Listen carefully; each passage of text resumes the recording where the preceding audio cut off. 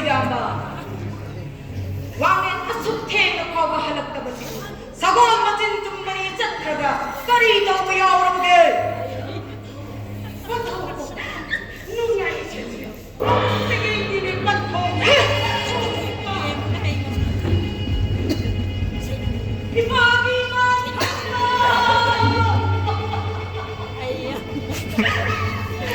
Ipagi mo ako yan. Kanina ka una mo. Ipagi mo yan ako. Kanina ka una mo. May tatagin na ba? Ipagi mo yan ako.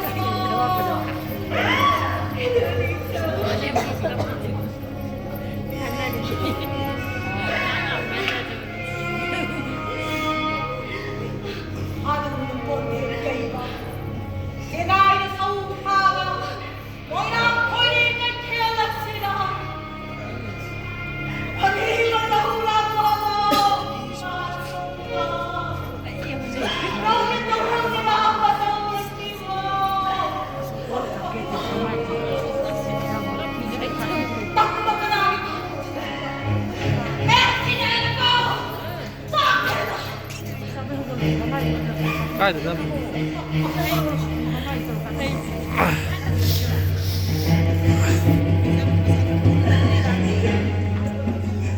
Itawin mo nga pure mo! Isan mo ang kalay mo! Napari ng punsahore, retang doktare, lasilgi pumarhag na kabuhok na din ng pogama.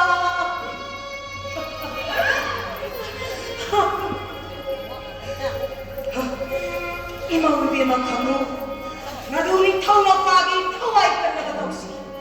Taway mo nga bigat hanap na sabo na magat na rin. Taway ginatog sindang mo, imawibir mo.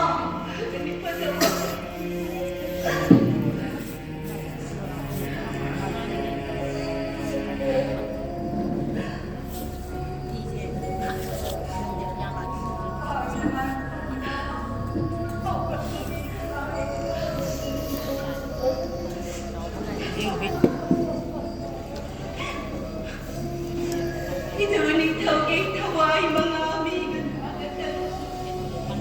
Doy na maganda rin ang mga.